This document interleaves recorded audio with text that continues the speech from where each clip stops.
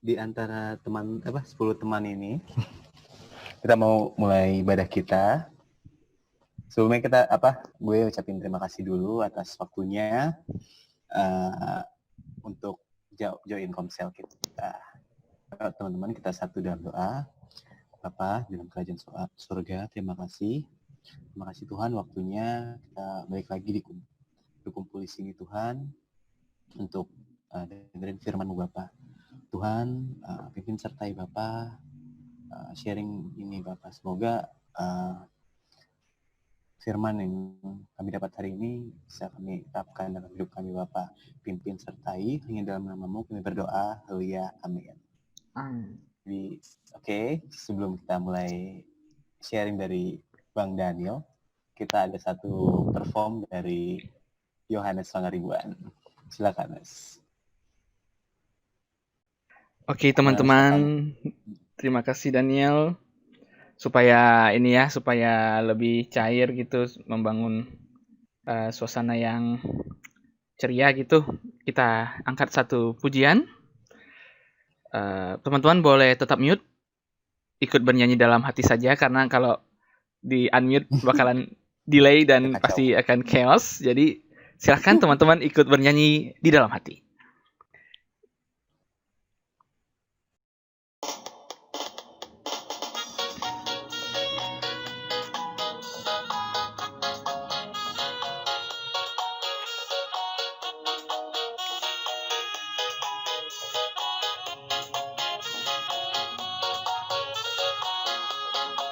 Sungguhlah hidupku telah ditebus oleh kuasa darah yang kudus.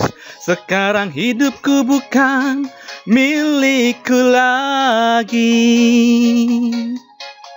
Apapun yang Tuhan mau lakukan, apapun yang Tuhan mau inginkan, asalkan Tuhanku senang, semua ku lewatkan, namanya dimuliakan. Suka-sukamu Tuhan, suka-sukamu Tuhan, suka-sukamu Tuhan, suka-sukamu Tuhan, suka-sukamu Tuhan, suka-sukamu Tuhan, suka-sukamu Tuhan, suka-sukamu Tuhan. Ya, teman-teman bisa sambil berjoget badannya. Coba silahkan. Sambil menikmati musik alunan dari YouTube ini. Sungguh hidupku telah ditebus. Sekarang hidupku bukan milikku lagi. Apapun yang Tuhan mau lakukan, apapun yang Tuhan mau inginkan, sekarang hidup senang, semua ku relakan, namanya dimuliakan. Suka-sukamu Tuhan, suka-sukamu Tuhan, suka-sukamu Tuhan, suka-sukamu Tuhan, suka-sukamu Tuhan, suka-sukamu Tuhan, suka-sukamu Tuhan, suka-sukamu Tuhan, suka-sukamu Tuhan, suka-sukamu Tuhan, suka-sukamu Tuhan, suka-sukamu Tuhan, oh, suka-sukamu Tuhan, suka-sukamu Tuhan, suka-sukamu Tuhan, oh, suka-sukamu Tuhan, Tuhan, Tuhan, Tuhan. Suka-sukamu Tuhan, suka-sukamu Tuhan. Oke, terima kasih kembali kepada moderator Daniel. Oke, terima kasih nih. Seru. Ya, seru. Agak pending dari Nes. Jadi Oke, agak itu langsung. kepencet itu Hmm. tadi, kepencet apa ya? Tweetnya. Ya, jadinya mundur sendiri. Oke deh, langsung aja ya, langsung ke pembicara kita yang ditunggu-tunggu nih, Bang Daniel Wagania. Langsung aja. Kira ada lagu kedua kirain. Oh, enggak dong. Hah? Nanti selanjutnya Aduh. ada. Nanti sebelum apa? Sebelum kita doa penutup ada doa lagi. Ada nyanyian lagi, perform lagi. Ini doa kan nih? Mau Iya. doa lagi? Iya Enggak, dong. nggak usah kan? Eh? Oh, doa. Hah? Oh, Doa oke. dong. Nggak apa-apa. Doa, Kak Daniel doa, bisa memimpin doa. doa yuk. Yuk.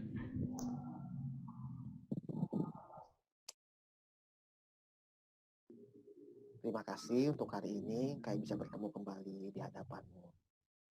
Kami bawa semua pergumulan kami Tuhan sepanjang minggu ini.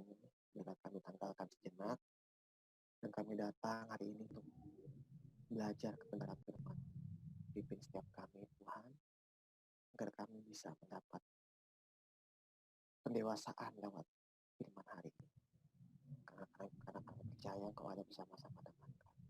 Menyerahkan teman-teman kami yang mungkin sedang dalam kesibukan dan sedang menuju masuk ke dalam bulan ini, kami serahkan semua ke dalam tangan. Terima kasih Bapa yang baik, kami telah berdoa kepadamu. Amin. Oke, amin. Deka, gue boleh minta eksosia kan? Apa tuh? Minta kuasa buat Oh, sensorin. udah sih. Harusnya udah bisa sih. Gue udah Udah setting ya. tadi. Multiple. Monggo Kak Daniel. Oke. Udah muncul belum? Udah. Oh, nih chat. Sedang proses nih Kak.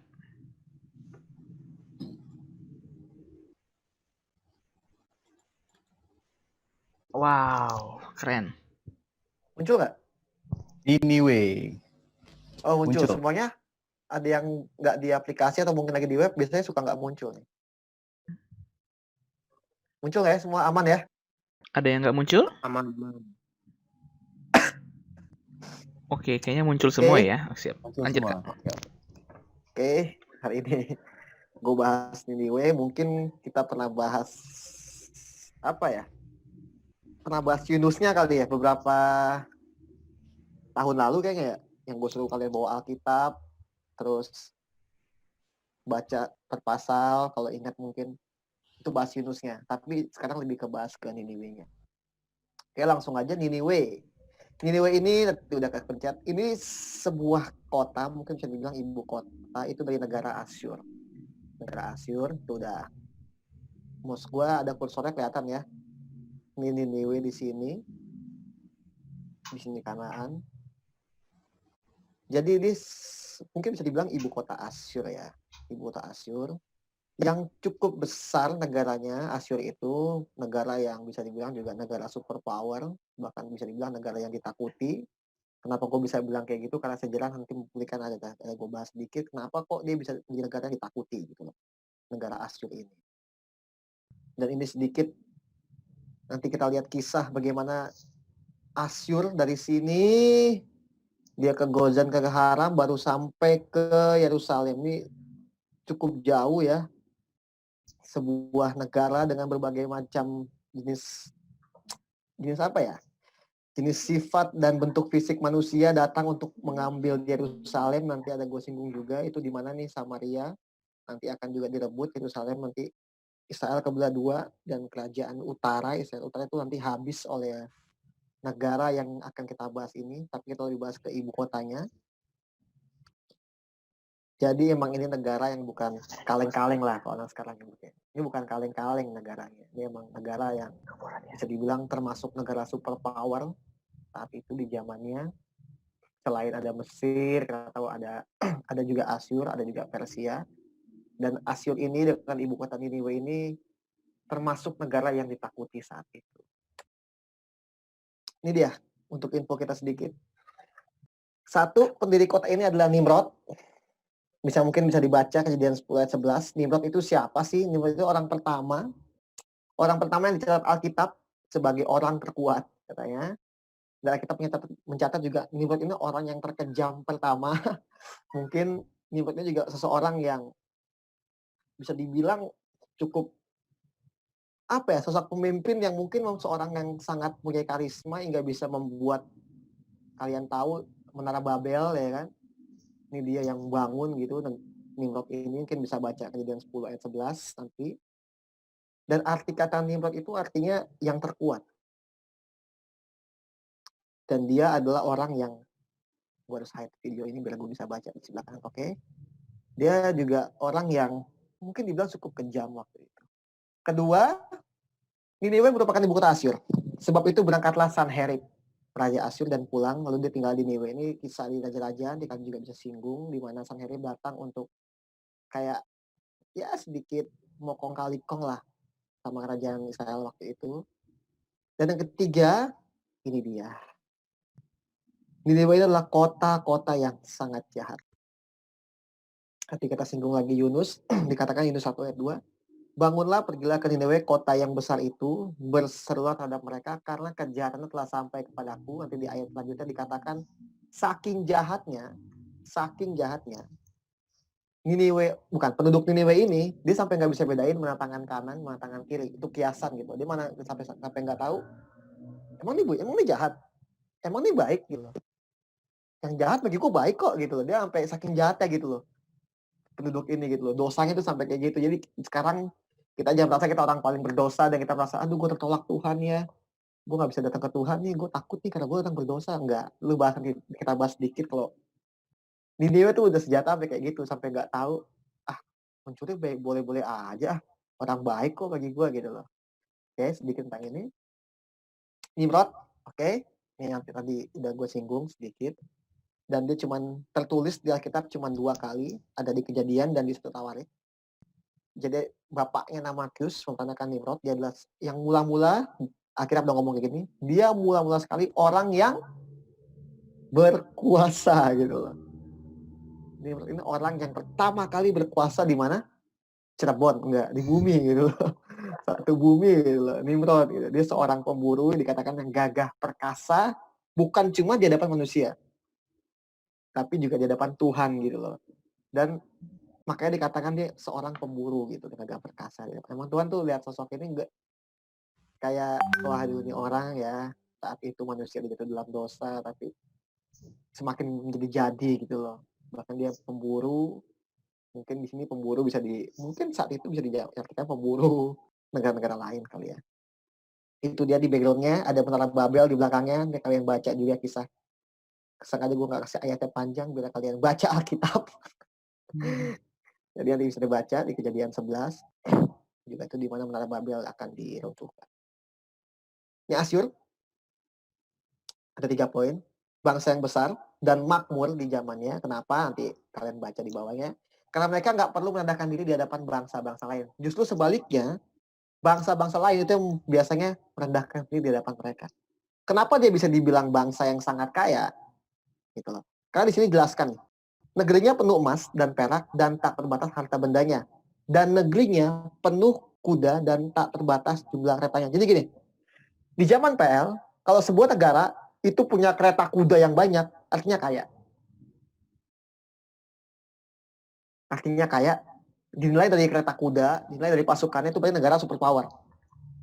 Kalau negara itu nggak punya kereta kuda, ya berarti itu dianggap negara yang kecil gitu loh. Negara-negara yang biasa-biasa aja, mungkin kayak Moab, mungkin ada Amori gitu, yang Alkitab nggak mencatat kayak Asyur kayak gini. Bangsa yang makmur, kaya gitu loh. Dan membuat bangsa di sekitar tuh berdecak kagum gitu loh. Sampai gila Asyurnya mungkin kayak kalau orang kayak kita gitu, kayak kita lihat kayak Abu Dhabi, gila Abu Dhabi ya.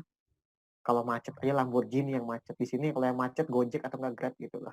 Jadi kayak gitu loh, sampai berdecak kagum gitu loh. Orang-orang lihat Asyur gitu loh, emang negara yang super kaya dan ditandai dengan penuh kuda. Emang kuda itu bahaya loh. Makanya zaman sekarang kan orang punya kuda orang kaya loh. Kan zaman dulu orang punya mobil orang kaya. Tapi zaman sekarang coba, kuda tuh mahal loh. Kayak berputar lagi ya. Emang kuda tuh mahal. Dan emang waktu itu Niniwe yang punya banyak banget, penuh dengan tentara dan tentara kereta kuda dan nggak terbatas juga. Ini sedikit fokusnya di sini. Kenapa tadi gue bilang poin ketiga, penduduk Niniwe itu bisa dibilang penduduk yang sangat jahat, bahkan tercatat di kitab Yunus, ya kan? Kalau itu memang kota-kota yang sangat jahat. Kayak gini jahatnya.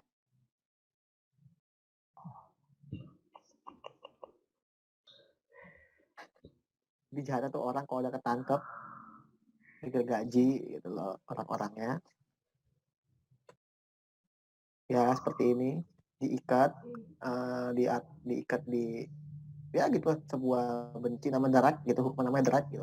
Ini gue bilang dari sumber Romawi, tapi ada aslinya nanti yang lebih ngeri lagi. Ini masih pakai manusia, masih kadang masih ada akhlaknya kali ya. Nah gue bilang akhlak, mungkin orang waktu aduh kasihan gitu ya kayak gini sebagai tumbal gitu kan, dimasukin dalam gitu ya. Ini jahatnya kayak gini, dan mereka nganggap ini baik gitu, orang mereka nggak bisa bedain kok mana baik mana jahat.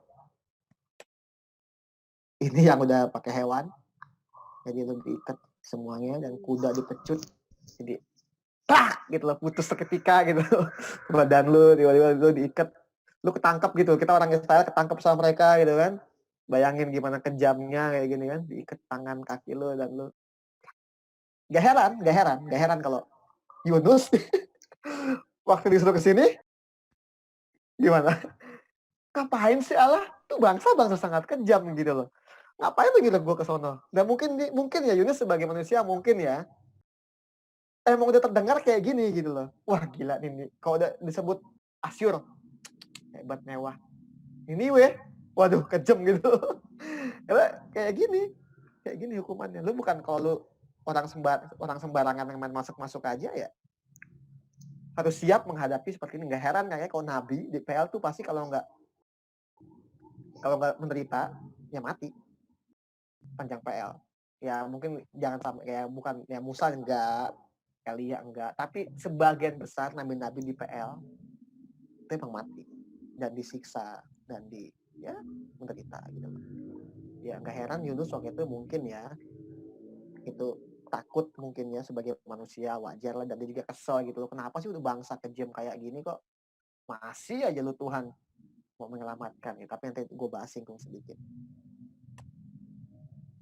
Nah ini ada sebuah teolog namanya James Boyce, dia komentarnya dia ngomong kayak gini. Jadi di depan Niniwe itu ada prasasti, dan prasastinya kayak gini tulisannya, kalian bisa baca sendiri. Nama rajanya ini, jadi Asnalsipal kedua Mirbukotamistur, ya kan, seperti badai. Jadi artinya banyak banget tentaranya, seperti badai. Tentara Asyur bergerak begitu cepat seperti burung menangkap mangsanya. 260 pahlawan saya potong kepalanya dengan pedang, dan kepalanya aku buat tumpukan dan sisanya seperti burung. Jadi kepalanya dibuat tumpukan kayak gerbang gitu mungkin ya, apa penyangga. Di provinsi Hulenim yang lain, aku mengepung kotanya dan menawan setara dengan tanganku tuh, aku hancurkan gitu loh. Dan 3.000, bayangin, 3.000 tahun aku hanguskan, dan tak seorang pun tawanan di Hulai aku biarkan hidup. Beda kalau bangsa Israel kan biasanya kan kayak Tuhan kayak semacam jangan bunuh ini, tapi kalau ini disikat habis sama dia pokoknya. Emang kejam ya mungkin gitu ya. Dan di kota itu kan nih kayak, jadi depan kota Niniwe itu ada prasasti kayak gini. Di kota Pitra yang sangat kuat, dengan cepat aku telah menghancurkannya. Dijelasin lagi gitu loh. Aku tangkap 800 tentara, dan dengan lenganku aku hancurkan kepalanya gitu loh. Yang masih hidup aku potong-potong, sisanya aku bangun hidup. Dipotong hidup gitu kan. Di pintu gerak aku bangun lagi dengan mayat 700 tentara yang aku tusuk dengan tombak, dan aku biarkan tergantung gitu. Kota-kotanya aku hancurkan menjadi Tuhan, dan 1.000 orang para pahlawan aku kejar dan aku hancurkan dan aku potong-potong tubuhnya. Dia emang ini jadi sebuah kebanggaan gitu loh bagi Niniwe gitu, kalau gue kejam biar orang tahu gitu loh, ini gue negara superpower gitu loh. Tapi di satu sisi Tuhan melihat Niniwe perlu diselamatkan gitu loh. Makanya dia utus siapa? Ya Yunus. Ini sedikit sejarah, data yang gue sedikit timeline-nya. gitu loh. Jadi di zaman Kasih. David, bukan David ini ya, Daud ya. Raja Niniwe itu Raja Asyurabi kedua. Ini ada Tiglat-Pileser di zaman Salomo di sekitar 950 sebelum Masehi. Ini ada penjelajahnya di zaman, kalau ini nanti gue jelasin lagi nih, kok ada Israel, kok ada Yehuda gitu loh. Apa bedanya, nanti ada gue singgung sedikit. Jadi katakan yang tadi namanya siapa? Asyurnasirpal ya. Nah, mungkin di sini ya. Mungkin di sini sekitar 800 sebelum Masehi, dan ini data yang emang kalau kalian searching di Google tentang arkeologi Niniwe bagaimana, di YouTube gue juga mempersiapkan sharing ini ya. Oh, jadi kayak takjub gitu loh. Emang ini kisah nyata gitu loh. Tentang Niniwe-nya ya, emang ini kisah nyata. Emang ada sebuah kota yang sangat kejam gitu loh, sangat berdosa gitu. Saya lu singgung lagi, lu jangan merasa diri lu berdosa dan lu merasa tertolak oleh Allah, jangan ya. Hingga akhirnya lu apatis dan takut lu hidup dalam doa, lu kayak gue harus hidup kudus tapi gue berdosa, lu akhirnya jadi kayak insecure. Jangan sampai ya. Ingat nih, masa diri berdosa, dan Allah pun mau kota ini tuh untuk apa ya, untuk balik gitu loh. Enggak begitu banget lah. Oke, ini sedikit timelinenya. BC apa? Bukan Bang Heril ya, bukannya nih Beaver Century ya. Before Christ. Harus mau ngomong apa nih? Before Christ, Kak. Oh iya.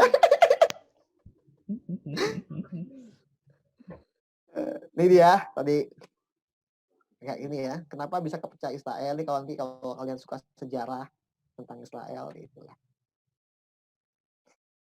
Jadi Israel dulu disebutnya Israel di zaman Saul. Ini Israel Raya, kalau kita nyebut dulu Israel Raya, IR biasanya.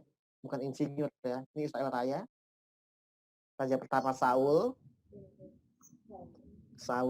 kita tahu agak mencong gitu loh, agak singit otaknya. Daud nih ya. Daud.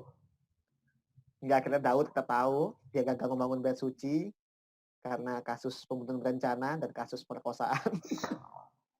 Akhirnya diturunkan kepada anaknya Salomo. Salomo pun akhirnya gagal dan dibuatkan oleh seorang nabi di akhir kisah hidupnya kalau akan terpecah belah. Di akhirnya terpecah belah. Inilah di sini di Rehoboam, nanti Rehabeam di sini. Dan sampai di sini sekitar tahun 132, ya ada berbagai macam sumber lah berapa tahun berapa sebelum Masehi. Ini musnah.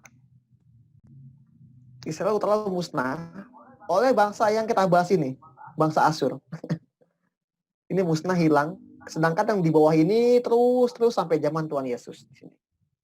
Sini di bawah terus. Nanti di sini barulah timbul kok bisa disebut Yehuda gitu-gitu. Kalau di sini kenapa nanti disebut orang Samaria? Nanti ya kenapa itu, maksudnya konteks kenapa tuh nanti masuk lagi Yohanes Pangkalan 4 ayat 32 gitu loh. Kenapa harus menyembah dalam kebenaran? Karena emang ini udah kawin campur nanti di atas, yang ini akhirnya enggak. Dan kenapa maksud Tuhan tuh lu nggak usah nyembah tuh bukan berarti tempat gitu loh, tapi itu tentang keadaan kondisi lu, koneksi lu dengan Tuhan, seperti begitu. Batang pisang, tentang lu Samaria, tentang lu Yehuda, enggak.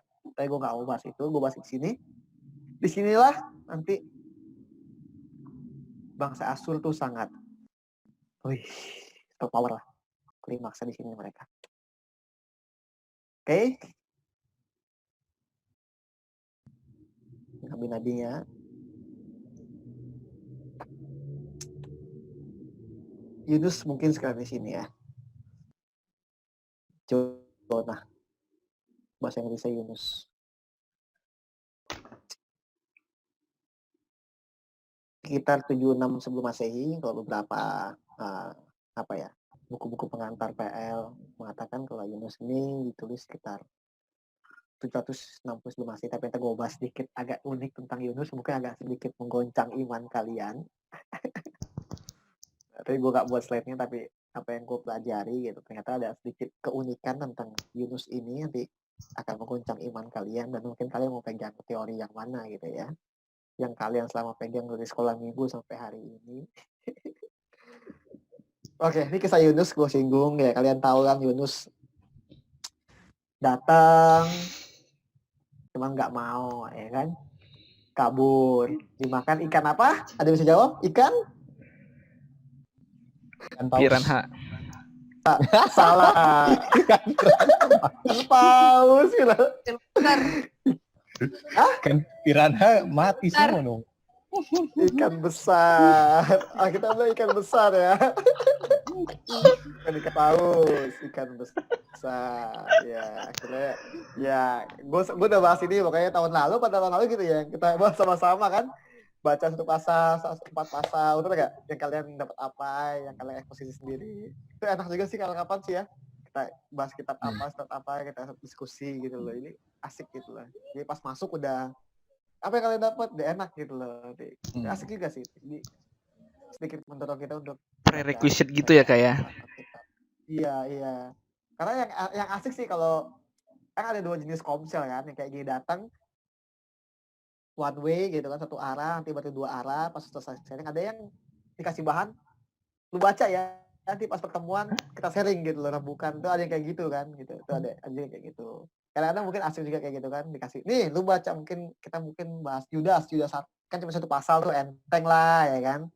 Masih 1 pasal nih, dapat apa lu gitu kan. Jadi kayak, oh iya dapat ini, jadi kayak karena setiap orang gue percaya banget. Kalau gue baca Matius 20 ayat 21 misalnya, gue dapat apa yang dapat Deka tuh pasti beda. Dan itu pasti memberkati setiap kita gitu. Karena Tuhan pasti meletakkan pewahyuannya ke setiap orang tuh beda-beda. Sesuai dengan pergumulan dia, sesuai dengan pengalaman dia, sesuai dengan apa yang dia ingin tumbuhkan, apa yang dia ingin koleksi dalam kehidupannya gitu loh. Itu seru pasti itu. Itu pasti seru banget. Dan akhirnya kita tangkap semua jadi sebuah kumpulan pewahyuan, kumpulan perenungan, dan itu jadi kokoh gitu. Itu pasti asik banget. Kayak Yunus, ya kan? Dikatakan Yunus 40 hari keliling kota itu, karena kota itu memang katanya sangat besar. 3 hari aja dari depan ke gerbang pusat kota katanya sampai 3 hari perjalanannya. Tapi Yunus di sana memberitakan firman Tuhan, ya kan? Ya, kebenaran. Dan kita tahu akhirnya bangsa itu bertobat dan dikatakan harus berpuasa, betul kan? Kalau nggak salah berpuasa, ya kan? Rajanya bilang puasa, wis nggak cuma manusia, hewannya pun puasa katanya. Kasihan kucing yang ya kan, tapi emang nggak boleh, nggak tahu ada kucing atau enggak saat itu. Kucing Persia mahal kali kan, nggak ada bulunya kan? Karena kalau ada bulunya kasihan kepanasan mungkin. Ya harus puasa juga gitu loh. Ya gimana ya kan, emang itu kan udah titah rajanya, ya kan? Harus berpuasa. Dan akhirnya bangsa itu dicatat dalam kitab Yunus bertobat. Betul? Tapi jatuh lagi. Oh, kita nanti dibahas itu. Jangan spoiler. Gini. Kenapa yang ada tadi bulan edisi perdatam ya, Instagramnya bilang masih merasa berdosa ya. Tadi itu sedikit yang kita tahu tadi kan. Banyak yang gue tangkap ya beberapa minggu ini gitu loh. Banyak yang konseling merasa itu aja pertanyaan klasik. Kak, gue jatuh dalam dosa ini. Kak, gue masih kayak gini. Kak, gue masih doa, gue masih kurang. Kak, kita masih bolong-bolong. Gue layak gak di depan Tuhan ya. Kayak gue gak susah di korpus delikti. Kayak gue susah sempurna deh. Kayak tuh Tuhan tulis kebenaran kalau hendaklah kamu sempurna seperti Bapakmu sempurna, kok kayak gue susah banget ya. Gue mau kasih kalian pesan dari sini, kita belajar dari minggu ini gitu loh. Itu bangsa yang lebih kejam daripada kita gitu loh. Mungkin kalau di zaman itu ada handphone, mungkin dia jahatnya di handphone kali, jibah di handphone, story gitu. Tapi kan waktu itu nggak ada handphone, jahat yang berbeda aja fisik. Gue selalu pakai analogi. Kalau Alkitab itu bagi gue tuh air kehidupan. Saat gue haus, gue baca Alkitab, dan gue dapat air itu, gue lega gitu. Dan yang gue dapat gitu loh, dari kisah ini, apa sih yang gue dapat dari kisah Niniwe ini ya? 1, pengaruh kepemimpinan. 2, dualisme karakter. Siapakah dan siapa nanti. Nah, 3, ini klimaksnya buat kita, penduduk Niniwe. Jarang kan lu ada khotbah, kok teladannya penduduk Niniwe sih, kok teladan khotbah kok siapa kayak gitu, ini penduduk gitu loh yang anonim namanya siapa, nggak ada Mahmud, nggak ada Ahmad, mungkin namanya siapa gitu kan, Asurbanipal dia mana aneh-aneh namanya lah gitu loh. Tapi ya ini yang gue dapat gitu loh.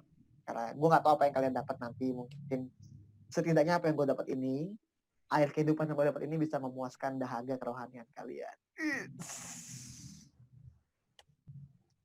Oke, pertama pengaruh kepemimpinan, maksudnya apa?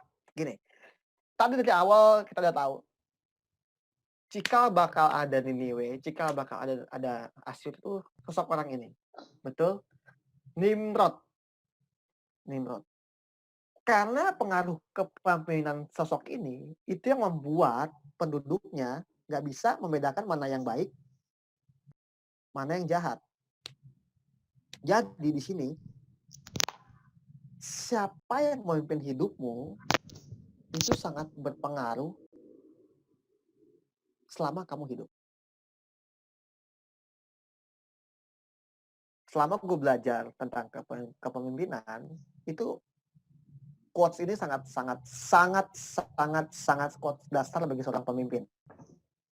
Kita nggak bisa memimpin siapapun sebelum memimpin diri sendiri. Kalau gue mau tarik dari sisi organisasi, oke, pemimpin sangat berpengaruh. Kalau dia otoriter, bawahnya habis. Tapi otoriternya kayak gimana gitu kan, pasti ada poin-poin SOP yang emang harus otoriter, tapi ada beberapa poin mungkin yang harus sedikit agak pemimpin yang sedikit melankolis, lebih sadar ke bawahannya. Oke, tapi pengaruh kehidupan kita itu sangat berpengaruh dari siapa yang memimpin. Siapa yang memimpin. Kalau gue mau tarik ke sisi batinnya, di hati lu siapa yang memimpin? Daging lu atau rohnya Tuhan? Itu kalian tahu sendiri. Atau kadang-kadang Tuhan hantu, kita nggak tahu gitu. Jadi sangat penting di sini. Niniwe bisa sampai kayak gitu, nggak mungkin dong. Gini loh. Kalau kita mungkin lahir di sebuah lingkungan yang nyopet itu biasa aja, bohong itu biasa aja. Ya pasti selama tumbuh kita merasa bohong itu biasa aja. Oh dia bapak gue bohong biasa aja kok, gitu loh. Bapak gue ngerokok biasa aja, gue ngerokok dong, gitu loh. Bapak gue kalau makan kakinya naik ke atas, ya gue naik ke atas itu biasa aja. Ini itu menganggap hal yang baik gitu loh. Karena pemimpin ini memang punya sosok yang sangat penting dalam kehidupan seseorang. Dan itu yang terjadi di kota Niniwe gitu loh. Pengaruh Nimrod mungkin itu sangat kuat. Sehingga sangat kejam. Bukan dari Nimrod, mungkin banyak raja-raja itu yang tadi kita lihat yang sampai buat itu buat berbagai macam prasasti di depan tadi emang sangat kejam gitu loh. Tapi waktu di kitab Yunus itu ada pemimpin lagi yang lain. Betul? Waktu mendengar kebenaran beda lagi nih dari pemimpin yang zaman beratus-ratus sebelumnya gitu loh. Sosok yang ini yang di zaman Yunus ini beda. Dia memimpin dan dia pun akhirnya jadi teladan gitu loh buat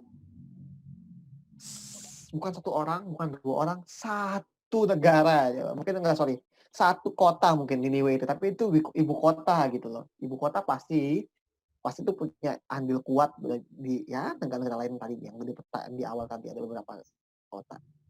Dan sosok pemimpin yang di zaman Yunus ini itu sangat berpengaruh besar sehingga membuat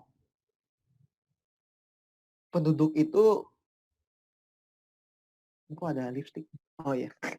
Cara membuat penduduk itu berubah dan berbalik kepada Allah ya kan. Itu emang keren gitu loh. Sama kalau buat singgung kalian lagi, siapa yang memimpin hidupmu sekarang? Siapa yang memimpin hidupmu sekarang? Oke, diri sendiri. Di bawah kendali siapa? Itu hanya kalian yang tahu, itu hanya kalian yang bisa jawab. Dan kalau mungkin selama ini salah, cross check lagi. Waduh, selama ini yang bertahta tuh Daniel ternyata ya. Pantesan nih masih emosian gitu loh. Coba yang bertahta dan pilihnya coba bukan Daniel. Coba gue kasih. Gue ikut kendali RK ya, Roh Kudus ya. Mungkin gue gak bisa meredam emosi gue. Kayak gitulah. Kadang mungkin kita sering bergumul dalam hal kesalahan yang kita lakukan mungkin itu aja gitu loh. Tapi kita tahu kebenaran gitu. Tapi kita ngerti gue situ. Oke, pertama karena kepemimpinan sangat penting. Iya, tentang panahnya. Dualisme karakter. Ada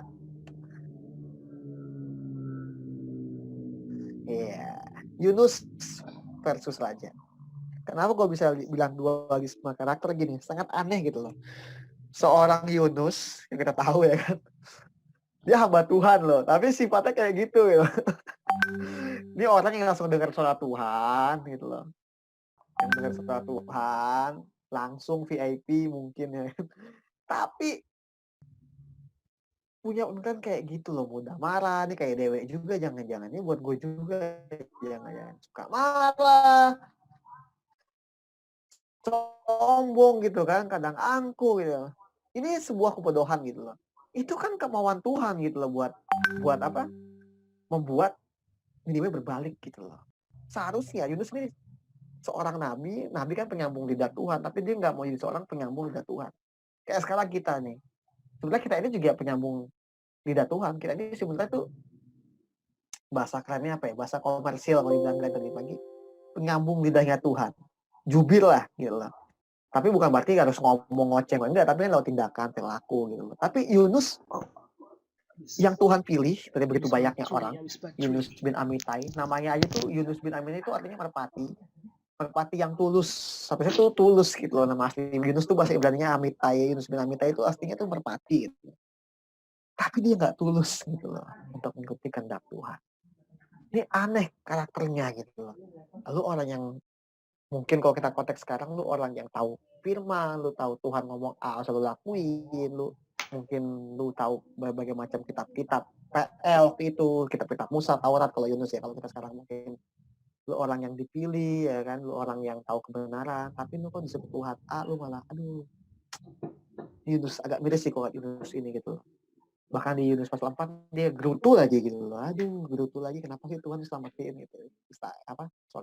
Anyway, sampai ada tumbuh pohon, dimakan ulat, masih gerutu lagi gitu loh Yunus di Yunus pasal 4.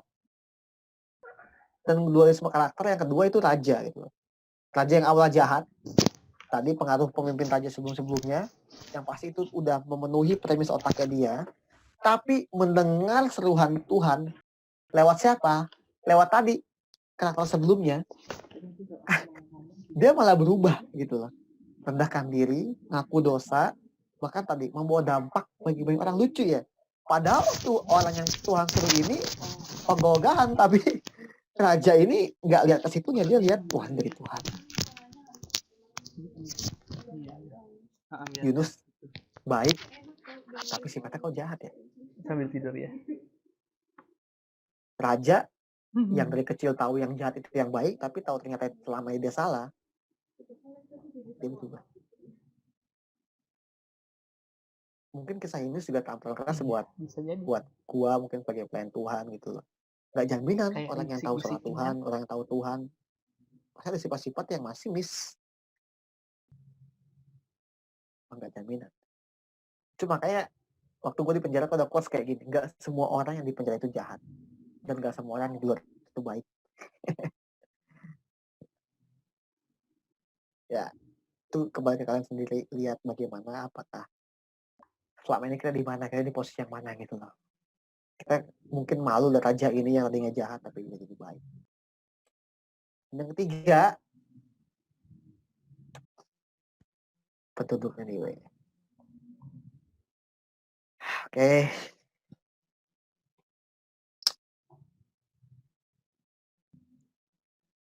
Lo finish dulu. Gue singgung dulu ini nih. Gini. Penduduk Niniwe. Dia jahat banget dibilang oleh Alkitab. Nah, kita tercatat di bangsa ikut-ikutan, dia motong gergaji, ya kan? Enggak ada orang yang motong gergaji. Woi, saya motong. Iya, woi enaknya motong, dia ikut motong ya kan. Woi, seru. Mungkin kalau kita main layangan gitu kan, gini enggak. Woi, itu ada orang ditarik kakinya. Ya, ikut. Tarik gitu lah. Woi, seru orang ikut kayak gitu kali ya. Beda dengan kita ya. Kayak gitu lah, Niniwe. Tapi ini yang nampol gue sih kalau gue pribadi ya. Gini, penduduk Niniwe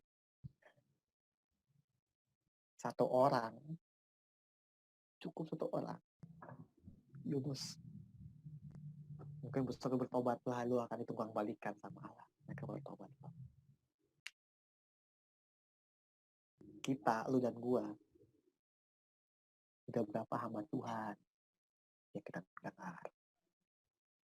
Udah berapa pendeta yang kuat baik kita dari kita kecil semuanya gue sampai sekarang.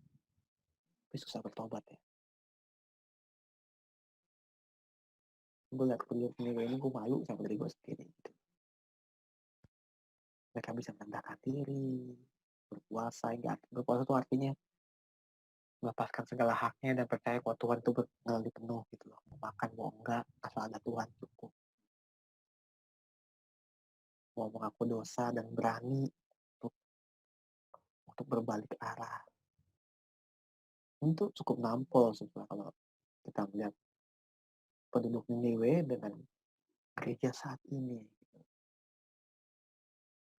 Cukup satu orang aja 40 hari. Umur gue berapa sekarang? Masih disebut lah ya, 30-an lah, 30 lah. Masih gak bertobat gitu loh. Gue udah dengar namanya Ratu Sabtono, gue udah dengar dari siapa? Reform, Mr. Pentong, Pak Aiter, ya banyak khusus Sabda, gue udah dengar GPB siapa? Gue udah dengar dari siapa lagi nih? Gue dengar dari siapa? Ortodoks, Peposen udah gue tonton khotbahnya. Siapa? Paul Wasser, gue tonton Paul Wasser siapa lagi? Gila, gue tonton khotbahnya. Bertobat nih, ini bertobat. Masih belum, masih jauh. Jauh. Mereka cukup satu orang aja loh. Penduduk Niniwe loh. Langsung. Wah. Emang mungkin gak bisa disamain, tapi gue eksposisi ini dan gue tangkap gitu yang harus. Ayolah, kalau mereka bisa, kita juga pasti bisa. Gak bukan berarti kalau satu orang doang, enggak. Maksud gue yang di sini gue tangkap.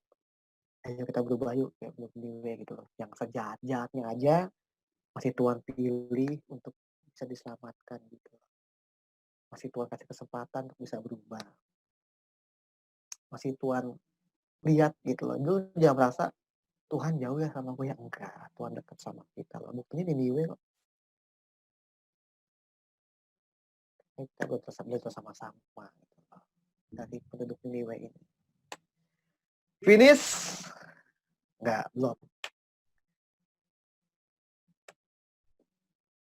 Yunus kita segini. Tadi kenapa gue pengen singgung ke kalian kayak gini, yang sedikit menggoncang iman kalian gitu. Sebenarnya kitab Yunus itu tuh nggak nyata. Nggak nyata. Kalau para teolog konservatif itu nyata, itu Yunus. Yunus. Tapi setelah bergulir masa, penelitian berbagai macam sumber orang meneliti kitab ini, ada paham lain yang mengatakan Yunus ini nggak nyata. Ada indikatornya. Pertama, kalau kalian teliti, makanya banyak Alkitab harus teliti, nggak disebut siapa rajanya di Yunus. Nah, kayak gue bilang sekitar 76 10 Masehi ya kan. Gue nggak bilang fix di sini, enggak. Gue bilang gitu kan. Pandangan teori yang pertama, konservatif, itu mengatakan Yunus sah yang menulis kitab Yunus. Gitu loh. Tapi di teori yang lain mengatakan ini cuma apa ya? Histori sejarah, perumpamaan. Kayak kisah waktu Daud ditegur sama Nathan, itu 2 Samuel 12 ayat 1 kalau nggak salah. Iya, 12 ayat 1. Kalau gue nggak salah, mungkin ada yang kalian bisa cek. Itu Nathan negur Daud itu dengan sebuah kisah perumpamaan. Daud, kayak gini kisahnya. Jadi ini sebelumnya Daud ngambil Betseba, ya kan? Uria dibunuh, ya kan? Tiba-tiba ditegur Nathan karena raja nggak ada yang mau negur nih raja nih. Akhirnya Nabi yang negur Nathan. Daud, iya kenapa? Karena Nathan dipercaya kan? Kenapa Tan gitu? Ketan ya. Kenapa Tan? Gini jadi ada kisah nih. Ada seorang yang kaya, dia ngasih anak kambing nih ke seorang miskin. Daud gitu. Terus kenapa Tan? Iya, kambing ini dipelihara baik sama orang miskin ini. Sangat baik. Kasih makan 4 kali sehari, kasih susu. Hingga akhirnya kambing ini gemuk. Wah, kambingnya gemuk Tan. Iya gemuk. Tapi waktu kambingnya gemuk, diambil sama orang kaya ini Tan. Wah Daud marah. Siapa orang kaya itu? Kata Daud. Siapa Tan orang kayanya? Kasih tahu gua bunuh sekarang. Dan hartanya harus dikembalikan pakai lipat. Tan bilang, itu perumpamaan tentang lu. Tentang lu tuh ngambil istri Uria gitu. Nah ini Yunus tuh diungkap kayak gitu, historis sejarah kayak semacam perumpamaan gitu loh. Dan kitab Yunus ini, nah kayak gue harap kalian gak goncang imannya. Gue tuh gue lebih setuju yang kedua.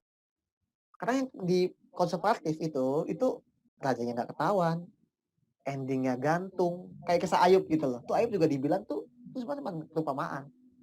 Kok ditaruh di kanon itu untuk ini jangan mikir gue sesat enggak, itu untuk menekankan kisah Yunus bahwa Allah kita itu Allah yang menyelamatkan bangsa-bangsa di luar Israel. Allah itu menyelamatkan semua bangsa. Dan kisah Yunus ini ditarik itu untuk menggambarkan ke kita zaman sekarang. Hei, itu Allah yang makasih.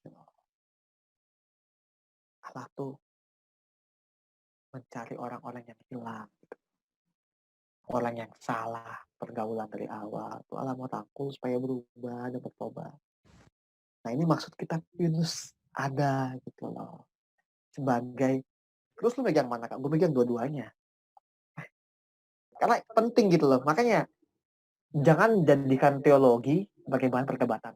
Tapi jadikan teologi apapun pandangannya sebagai tangkap memenuhi kita semakin lengkap gitu loh. Oh dari A mau ngomong kayak gini ya, oh B ngomong gini, gue tangkap. Iya, lengkap jadinya gitu loh. Lengkap. Jadi makanya debat salah tuh kalau orang cari debat. Lihat di baliknya gitu loh.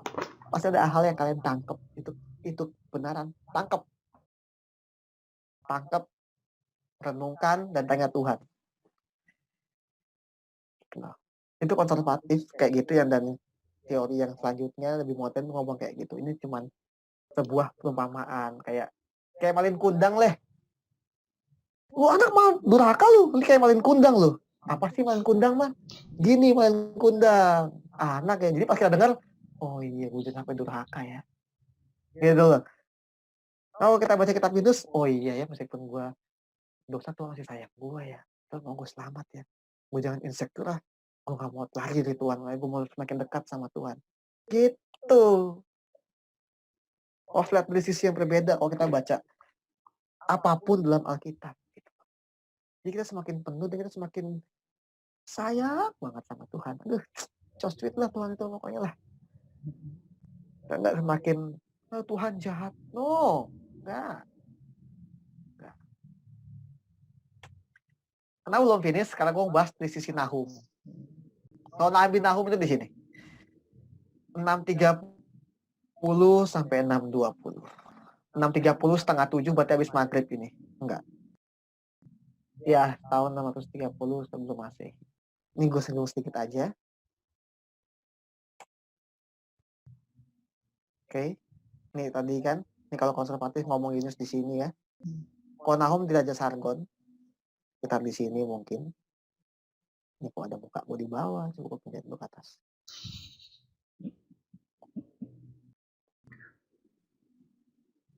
Oke. Sini Nahum mungkin di bawahnya lagi, ini kadangnya 722, tadi kan 620, kadang nggak ada lagi, nggak bisa ke bawah, ini habis di sini. Nahum mungkin bisa di sini di bawahnya lah. Kalau toh emang Yunus itu kitab yang benar, oke, nggak salah kok. Kita mau bela teori yang mana itu nggak mempengaruhi iman kita kepada Tuhan Yesus Kristus sebagai pencipta kita, juru selamat kita gitu loh. Oke, tapi ada sisi moralnya kita ambil itu untuk kehidupan kita tuh bagus. Kalau toh emang Yunus di sini, gue ada kursornya nggak sih di sini? Ada nggak sih? Ada nggak kursor mouse gue di ini? Gue lingkar Yunus nih, guys. Ada. ya? Ada. Oh, ada. Cuman Oke, agak oke. ngelek-ngelek Oke. gitu. Oke. Oh iya, sorry ya. Tapi sedih aman ya atau putus-putus? Enggak, aman kok, aman. Suara jelas kok, Kak. Oke. Kalau emang Yunus di sini, ini emang berarti raja yang baik tadi ya, sampai sini berarti. Pengaruh dia mimpin tuh teladan lah bagi penduduknya saat itu ya kan. Hingga akhirnya bisa berubah. Tapi waktu raja ini mati, di zaman Nahum selesai. Ini sebuah tadi sedikit dulu bisa juga kalian bisa baca. Kalau di Nahum, kalau kalian baca kisah Nahum ini, kitab Nahum di Alkitab, ini beda dengan Yunus gitu. Udah nggak ada lagi berita pertobatan kayak tadi di Yunus enak-enak itu loh. Nah, enak-enak lagunya Jokowi nggak ada gitu loh. Ini udah bukan berita pertobatan lagi, tapi berita kalau Nahum ngomong berseru-seru lu akan dihabisin. Allah marah karena kesabaran Allah udah cukup sama Niniwe gitu loh. Anugerah yang tadi derajat sebelumnya ditarik dan penghakiman dinyatakan. Kitab Nahum berisikan bahwa penduduk Niniwe jahat lagi. Kenapa? Ya karena raja yang memimpin beda lagi. Sama kayak Mesir zaman Yusuf dan Mesir zaman Musa, beda Firaunnya. Gitu loh. Sehingga pada akhirnya Niniwe dibinasakan. Dan sampai hari ini musnah. Dan dikonfirmasi oleh Nabi Jefanya, kalian baca sendiri, Jefanya 2:13. Ngeri ya. Saat memimpin kita itu ngeri banget ya. Dan gue tarik ke kehidupan kita, kembali lagi. Biarkan Tuhan memimpin kehidupan kita lah. Jangan, kalau bisa jangan kita lagi. Dan sedikit quotes, karena gue orang suka-suka buat quotes ya kan. Jadi bangsa Niniwe itu kalau di zaman itu dia udah tahu kebenaran dan dia menghidupinya. Tapi itu jadi buat kita banget lah. Buat kita banget zaman sekarang. Ini dia quotesnya. Kebenaran bukan hanya untuk sekedar dikenal, tapi dikenakan. Kena ministry. Kena ministry. Belajar dari Niniwe. Kalau Babe bilang apa tuh? Bukan cuma to do ya kan. Kita kadang-kadang to know Alkitab, tapi kita harus juga to do, tapi harus dibilang to be ya kan. Dia bilang kayak gitulah. Oke. Thank you. And God bless. Sekitar gue sharing sekarang 20:10 dari 19. Ya, 40 menit lah. Itu aja dari gue kembalikan kepada moderator. Gue nggak tahu cara nutup screen-nya gimana ini. Mungkin gue balik ke Zoom ya. Monggo Dan, gimana Dan? Oh, stop share. Thank you Kak Ini aku Daniel. Mules banget nih gue. Boleh kamu pimpin dulu, Dennis? Oke, siap. Kenapa? Deka, kenapa? Daniel sakit perut kah? Apa mules banget gue. Lagi mules, lalu sorry. Sama thank you banget nih Kak Daniel nih udah sharing komprehensif banget ya tentang kota Niniwe gitu ya. Dari sejarah, dari sisi Iya, ini kan sedikit eksposisi lah yang sekali ya kan. Biasanya gue kuat praktis ya kan. Betul. Ya mungkin agak sedikit bosen. Orang suka males gitu eksposisi ini, bosen ngoceh doang ya. Ini karena sejarah aja, orang kan biasanya suka sejarah. Tapi kalau eksposisi kayak ayat itu kadang-kadang juga boring apa sih kayaknya. Lanjut. Oke, mungkin teman-teman ada yang tertarik untuk bertanya. Oh, ini ada pertanyaan dari Clara di komen. Clara tadi nanya kayaknya. Oh ya, gimana Dan? Ini Daniel Osman Clara ya? nanya kan. Oh Clara. Oke, Ini aku Daniel. Oh Daniel mana nih? Lagi di WST. Oke. Apa? Clara bertanya nih di komen Kak, di kolom komentar. Oke. Tapi Asyur dan Niniwe itu nyata kan? Nyata. Itu nyata. Ada temuan arkeologi ya untuk membuktikan itu ya. Iya, arkeologi ada, iya. Hmm. Tapi Yunusnya ini gitu loh. Itu bukan, katanya sih bukan sosok nyata gitu loh. Kisahnya ini bukan sosok nyata. Tapi kisah itu digunakan untuk tadi poinnya, untuk memberi viewer kayak kita itu menangkapnya kalau Allah kita itu bukan cuma Allah yang menyelamatkan bangsa Israel. Kayak ada tuh pertanyaan, Allah di PL jahat ya? Gitu loh. Suruh perang lah, suruh gini-gini lah. Belum baca Yunus lu, gitu loh. Gitu, Lara. Apalagi? Bang, tapi berarti kisahnya itu berarti nggak nyata juga dong. Maksudnya bukan sosok Yunusnya doang, tapi kisah yang Yunus pergi ke Niniwe untuk tadi apa namanya? Dimakan ikan apa? Enggak, maksudnya membuat kota itu jadi bertobat itu berarti enggak. Iya, kalau teologi yang lebih sedikit modern ngomong itu kayak sebuah hari kakak bilang, cuman historis sejarah perumpamaan gitu loh. Kayak tadi Malin Kundang gitu loh, atau kisah apapun kayak gitu loh. Tapi kalau teologi konservatis itu Yunus beneran kok. Nah, kakak kayak guncang iman kalian nih. Jadi nyatanya tuh Niniwe bertobat nggak? Pernah bertobat nggak? Atau nggak sama sekali? Nah, tapi Nahum tadi bilang gimana? Negara tadi di slide terakhir dibilang apa? Ayo. Nah, disinilah makanya kayak kita gitu loh. Lebih apa ya? Kok dibilang susah dulu. Ngomong apa ya? Harus bisa melihat Allah kita tuh Allah yang maha bijak gitu loh. Jangan kita fokus ke perdebatannya. Betul nggak sih ini ya? Ini enggak sih gitu. Tapi hal apa yang itu yang bagus kalau gue pribadi ya, hal apa itu yang bagus? Gue kayak gini. Teori sumber ada mengatakan Kejadian sampai Ulangan, bukan Musa yang tulis.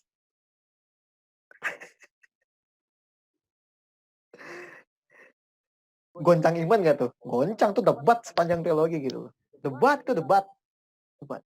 Orang bukan ngomong Musa kok. Bukan. Bahkan ditulis di Ulangan. Kemudian matilah Musa. Lah kok Musa mati bisa nulis sendiri matilah Musa? Nah, itu loh. Nah, tapi dalam hal ini itu membuat kita semakin kaya sebenarnya. Makin kaya dan semakin takjub akan Tuhan. Kalau kakak pribadi sih ya, kakak lebih milih sih condong ke yang teori modern. Gitu. Nggak tahu kalau kalian, jadi kakak juga batu gitu loh, kemarin baru agak debat juga gitu loh sama beberapa teolog kita yang di atas kakak lah, kayak Grant gitu kan, David kayak. Lalu kakak gila, iman gue goncang, tapi pas tapi ya benar juga sih ya, nggak tulis raja ingat siapa gitu nggak akhirnya gantung gitu loh. Bahkan Ayub pun emang juga nggak asli ada kalau teologi modern bilang gitu. Kok dikanonin sama bapak-bapak gereja? Ya tadi tujuannya kita harus tahu tujuan garis besarnya itu. Kalau emang Allah itu ingin menyelamatkan umat manusia. Kalau ini kok gue pakai boleh nggak bos kolin gue? It's okay, boleh aja, nggak ada yang salah. Itu nggak ada yang salah. Mau percaya ini boleh nggak? Boleh, it's okay, nggak masalah. Itu nggak masalah. Tapi kan dalam hal yang baru ini kan semakin nangkep lagi. Oh, iya. Mungkin nambahin gimana? Kak Daniel. Oke. Tadi Kak Daniel memberikan fakta-fakta yang sepertinya akan menggoncang gitu. Tapi kita tetap, maksudnya mungkin akan ada pertanyaan gitu ya di antara teman-teman. Kalau misalnya kitab Yunus itu ternyata dongeng, kitab Ayub ternyata dongeng. Wah, jangan-jangan kisah Yesus juga dongeng gitu. Nah, Tapi jadi maksudnya Yunus tadi kan itu bisa saja adalah sebuah dongeng, bisa saja Ayub juga adalah dongeng. Mungkin ada banyak kitab-kitab yang di Perjanjian Lama adalah dongeng. Namun kalau untuk Perjanjian Baru kita bisa punya tingkat keyakinan yang tinggi karena Perjanjian Baru itu ternyata lebih muda ya usianya. Jadi di mana tradisi tulis-menulis itu udah lebih sering, sehingga ada banyak sekali kesaksian-kesaksian tertulis di luar Alkitab yang mengkonfirmasi. Lalu dan Perjanjian Baru juga punya banyak salinan gitu ya, punya banyak salinan sehingga kita bisa tahu kita punya kemurnian daripada teks itu. Jadi nah, kalau Perjanjian Baru itu adalah nyata, Yesus itu adalah nyata dan dia adalah Tuhan, maka kita dan kita harus bisa lihat bahwa Yesus itu sendiri lahir dari tradisi Yahudi yang mana kitabnya juga Yunus, kitabnya juga adalah Ayub gitu. Sehingga itu tidak usah kita permasalahkan lagi apakah kitab Ayub ataukah kitab Yunus itu adalah dongeng ataukah itu adalah beneran, itu tidak perlu kita permasalahkan karena toh Tuhan Yesus juga hadir daripada dan dibentuk daripada tradisi-tradisi itu juga gitu. Nah, sehingga ya mau itu dongeng, mau itu nyata benar-benar terjadi seperti demikian, ya kita tetap bisa memetik pelajaran dari situ dan itu sudah lebih dari cukup gitu. Itu yang penting, benar. Bahkan kitab Kejadian pun 1 ayat itu juga itu dibilang mitos. Tapi mitos bukan gini, mitos Indonesia dengan mitos Israel jangan disamain gitu loh. Coba kalau kalian pakai logika kalian. Pada mulanya alam cipta langit dan bumi. Ini siapa yang nulis nih? Kok dia bisa nulis? Dia siapa ini? Dia ada sebelum langit dan bumi loh dia, ya. Terus kayak demikian gitu. Hari pertama, loh dia orang hidup di hari keberapa nih? Dia kalau manusia hidup hari ke-6 kok dia bisa nyatat bisa tahu hari ke-7, hari kedua, hari ke-3 Allah kita ini gitu loh. Nah, itu kan makanya itu sedikit hal-hal yang emang PL itu luas banget. View-nya tuh PL tuh nggak bisa dilihat dari satu sisi tok gitu loh. Makanya banyak orang nggak berani khotbahin PL. Banyak orang nggak berani. Kalaupun khotbahin PL nggak eksposisi kayak gini, paling cuman ambil ayat gitu loh dan digunakan untuk kepentingannya pribadi gitu loh. Ya kita nggak usah singgung apa gitu loh, kayak berkat segala bangsa akan ada di kayak gitu kan tuh silakan. Kalau di sekolah lagi beda gitu, beda banget gitu loh. Tapi serunya bahas PL tuh ada hal-hal yang kayak gini. Kakak ngomong menggoncang iman kalian justru membuat kalian nggak goncang harusnya, tapi buat kalian semakin kuat dengan apa yang kalian pegang gitu loh. Dan kan benar kata Kak Anes, harus lebih megangnya tuh sentralnya tuh di PB gitu loh. Karena PL ini itu adalah kitab-kitab di mana nenek moyang bukan Israel, nenek moyang Kristen gitu loh, itu menggunakannya. Dan kita tahu sendiri orang Yahudi kalau masalah moral ya, kita nggak usah ngomongin rohani deh, moral gitu loh, itu udah nggak ada obatnya gitu loh. Asli top banget menghidupi Tauratnya. Justru usah kita malu gitu loh zaman PB gitu loh, yang agak sedikit. Tapi kan Paulus bilang lagi, ya emang kalian nggak secara kayak pakai cangkok, kayak kita dicangkokan gitu loh. Justru cangkokan ini kita jangan menjadi apatis sama PL gitu loh. Yang batang asli bisa dipotong katanya, apalagi lu cuma cangkokan lah gitu kan, Paulus ngomong kayak gitu kan. Gitu.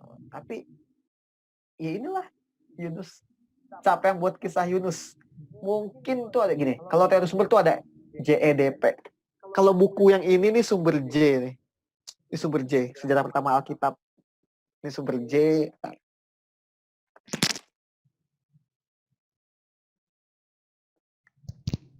Waduh, unboxing.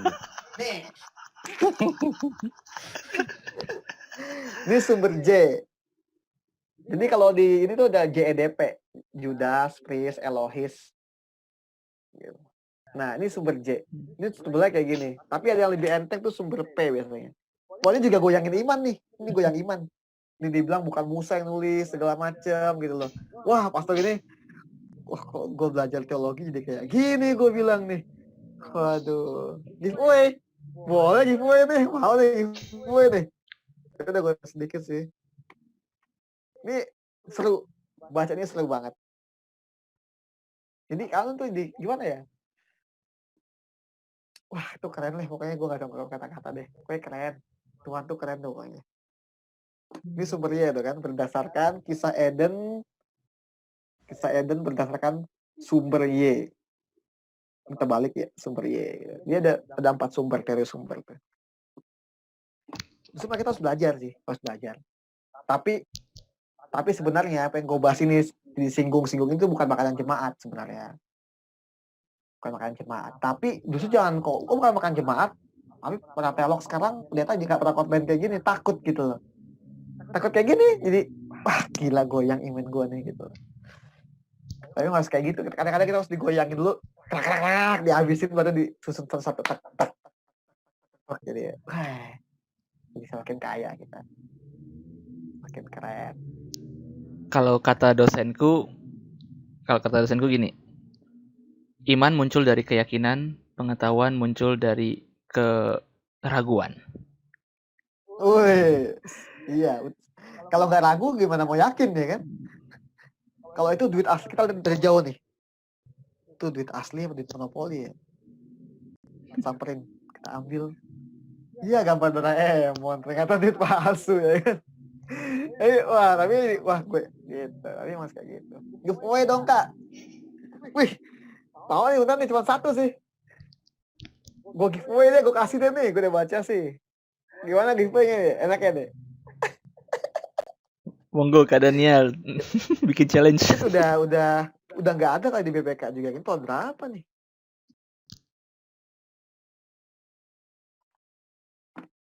Yakin mau nih? Jadi giveaway nih. Pinjamin dulu aja ke Kak Posma, Kak Daniel. Mungkin Kak Posma sangat kepingin. Tak kasih ya. Bener ya? Gue send nih langsung nih. Minjem doang nggak dibaca. Waduh. Kak Posma itu pelahap buku loh. Oh iya betul juga ya. Deka nih aduh. Tapi ya gitulah. Yunus dia bisa dibilang konservatif tadi gue bilang kayak gitu, yang teologi colok konten ngomong kayak gitu ya nggak masalah. Kalau Babe bilang nggak, itu nggak mempengaruhi keselamatan kalian kok saat kalian percaya sama Kak Anas bilang Yesus Kristus. Gitu. Tapi bertanya boleh, justru harus gitu. Justru harus. Ada lagi? Monggo teman-teman yang penasaran. Ya mungkin bukan soal sejarah, mungkin ada yang didapat dari sharing Kak Daniel. Betul. Tapi ini baru pertama kali sih, karena mungkin Pak Eres juga belum pernah atau nggak pernah sih bahas topik ini ya. Karena Babe bukan orang Babe kan lebih ke orang sistematis, dia lebih ke doktrin, lebih ke. Tapi apa dia tahu? Ya. Tahu, pasti tahu lah, nggak mungkin enggak ini mah. Ini kan Bibika ini kan. Dokter loh, Pak Eras. Iya, ini pasti tahu. Kalau nggak tahu mau gue kasih tahu.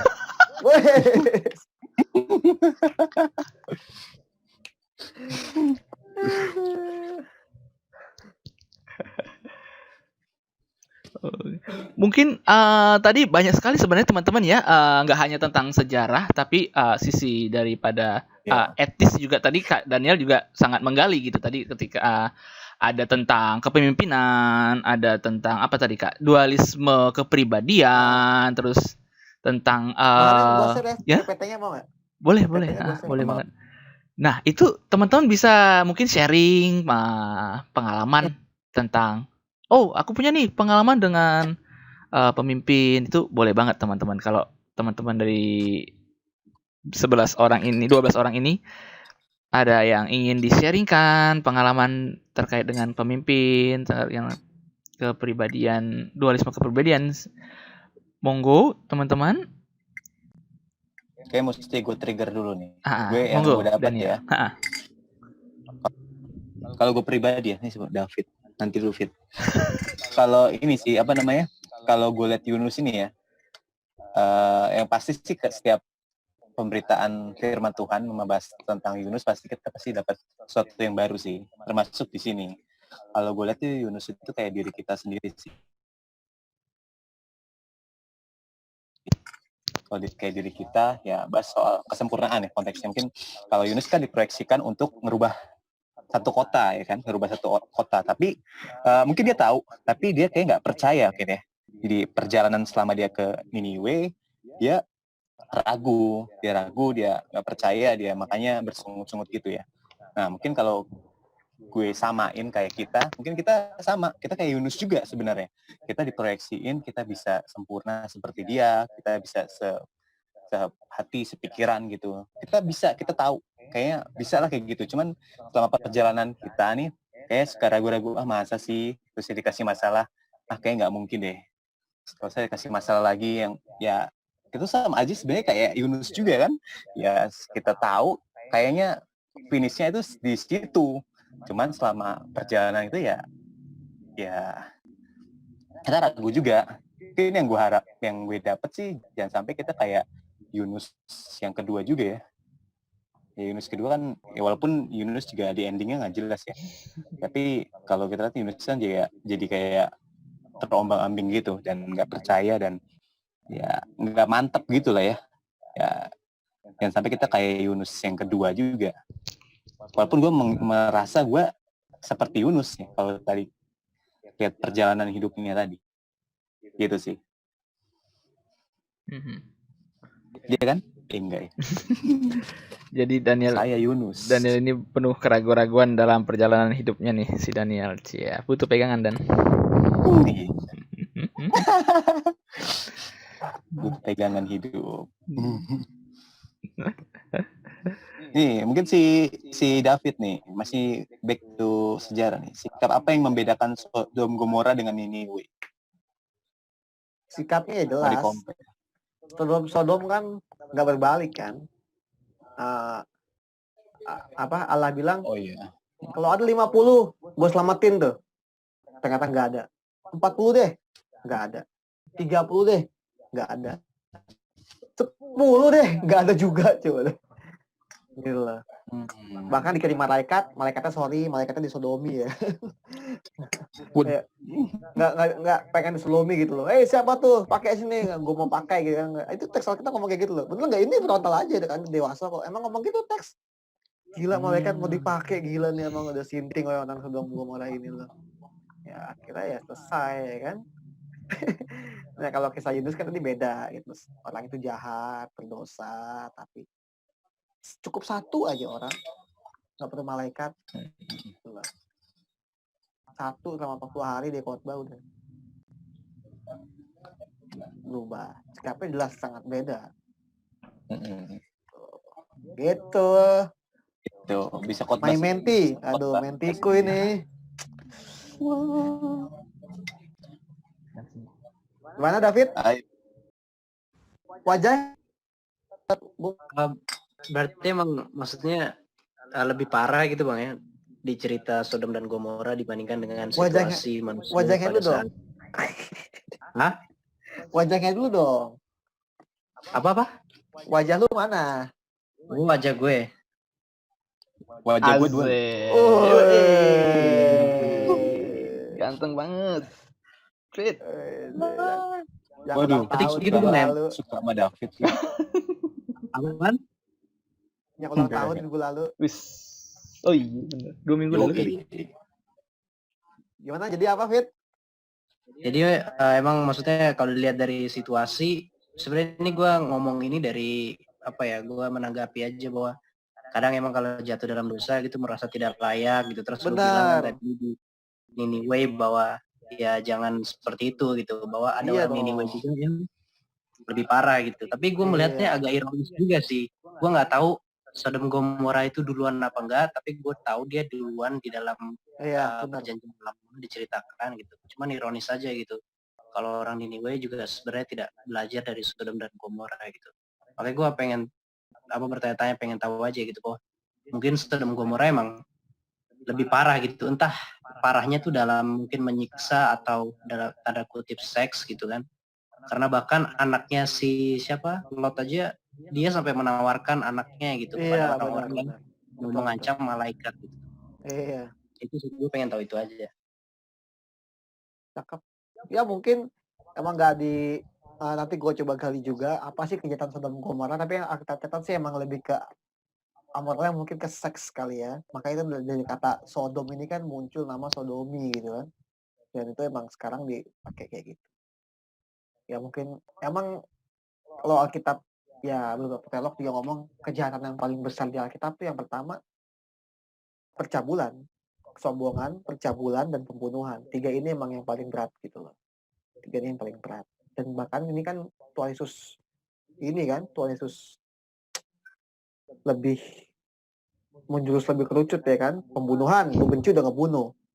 Percabulan, lu mengini udah salah gitu kan. Kesombongan, lu angku ya kan. Keinginan mata, keinginan daging gitu kan. Yang kayak emang 3 itu dosa yang paling melekat siapapun orangnya.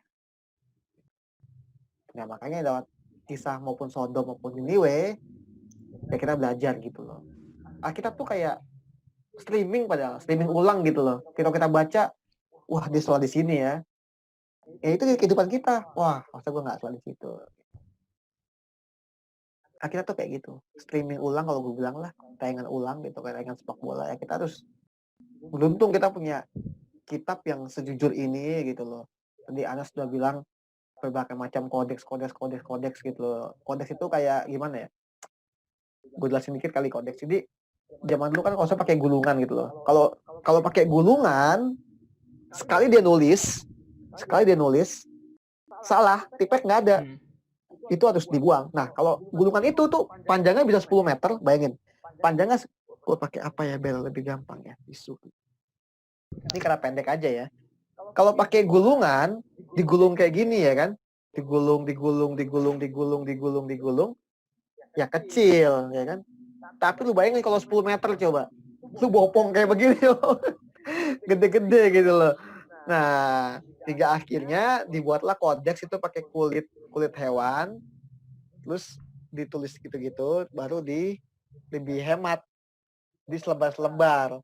Kalau langsung segulung kayak gitu, satu kali salah, dibuang semua. Kalau kodeks cuman per halaman gini, oke, ditiban lagi, baru dikasih hardcover atasnya, prek gitu loh. Tapi lah kayak kulit. Jadi kalau yang ini salah, dia nggak harus buang 10 meter gulungan gitu, dia cuma buang yang ininya, dibuang, tulis lagi kayak gitu. Nah, kalau PL emang jujur itu cuma ada di Laut Mati, Dead Sea Scroll itu juga cuma ketemu ya saya dan beberapa kitab, dan emang mungkin ke atas mau nambahin deh, udah buka mic dia. Dead Sea Scroll yang aku tahu itu yang terlengkap ya kak ya, maksudnya terlengkap dan tertua ya untuk perjanjian lama. ya. Perjanjian lama. Iya betul. Tapi ada beberapa kitab yang emang agak miss juga yang huruf-hurufnya, makanya kadang-kadang susah bacanya kali ya, karena emang bahasa Ibrani itu kan bukan, kalau dibilang mungkin saatnya itu kapital semua kalau nggak salah deh, kalau nggak. Jadi ya gitulah kalau golongan-golongan kayak gitu.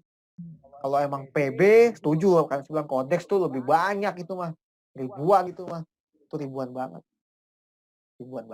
baik di kodeks Sinaiticus kayak Bezae kayak atau apapun itu. Tapi harusnya bahas juga si kodeks kayak gitu nanti deh kapan-kapan deh. Nah ini menarik juga sebenarnya kak, kenapa bisa perjanjian baru itu bisa lebih kaya, lebih banyak itu karena bergerak dari rakyat jelata gitu. Kalau misalnya perjanjian lama itu yang menulis itu aja harus orang Lewi, harus imam begitu, orang-orang yang tinggi gitu, kastanya tinggi. Sedangkan perjanjian baru sendiri rasul-rasul orang-orang biasa kayak kita gitu. Apalagi waktu diaspora itu ya kan, dan semua orang belajar bahasa Yunani ya kan, dan akhirnya semua orang bisa, nggak masalah gitu loh. Bahkan hingga akhirnya timbullah kitab-kitab palsu gitu kan, kayak apokrifa segala macam ya, karena semua orang punya hak untuk menulis waktu itu.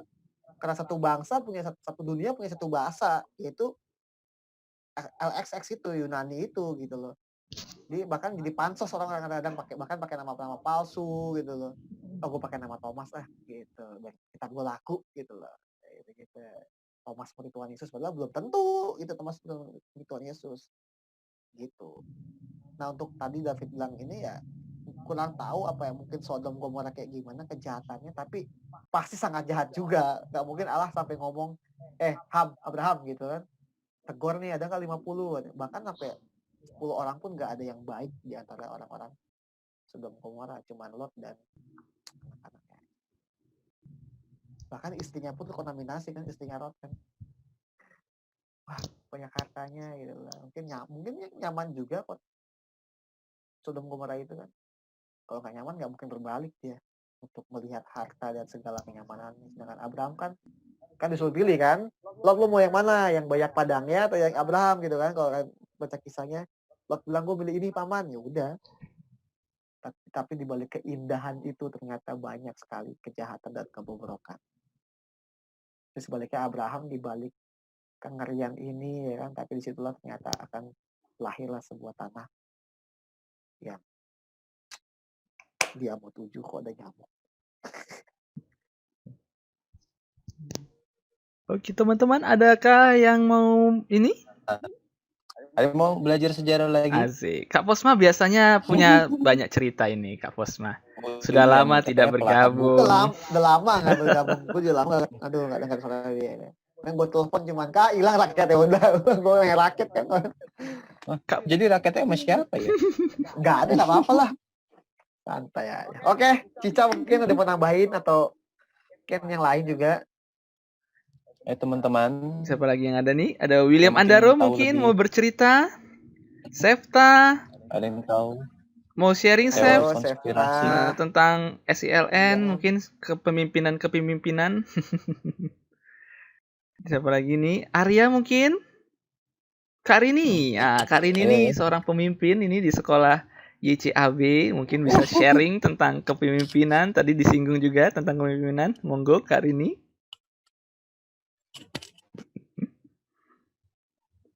Oke. Lagi sambil makan. Oke Kak, sama nih Kak, aku juga makan nih. Tadi sambil bikin baju ya. Wih.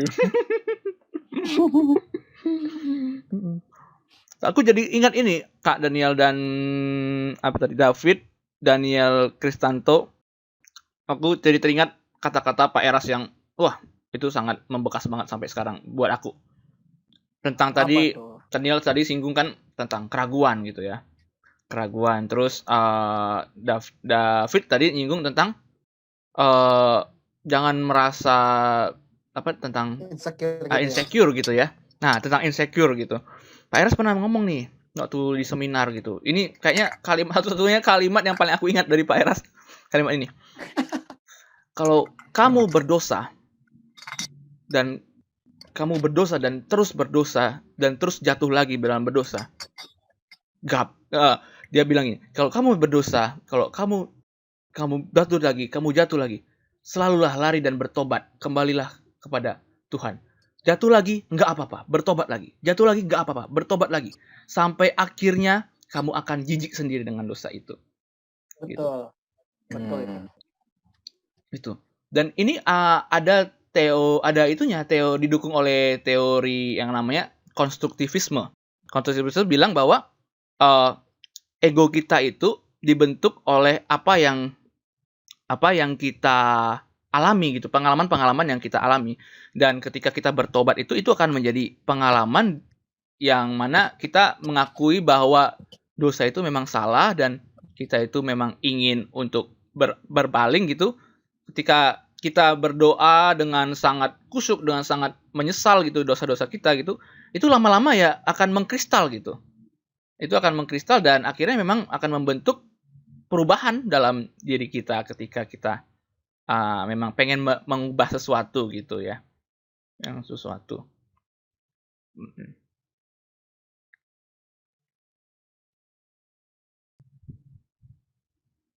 Delay kayaknya.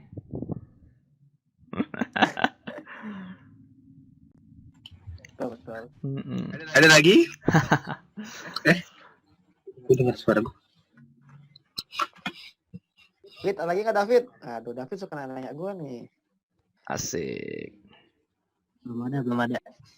Belum ada. Oh, jangan Buku aman? dicari-cari dong pertanyaan. Buku aman, buku hermetik. Fit, Bukunya sih aman. oh nggak dibaca lagi jangan. Gak kuat gua nggak habis. Nggak Aduh, kuat. gimana sih kasih buku hermeneutik? Susah ya, agak-agak susah. Dibakar aja, dibakar. Diminum. Wah jangan, itu punya orang minjem.